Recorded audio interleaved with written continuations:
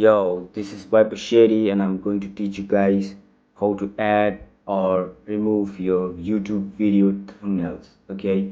Very easily from your Android phone.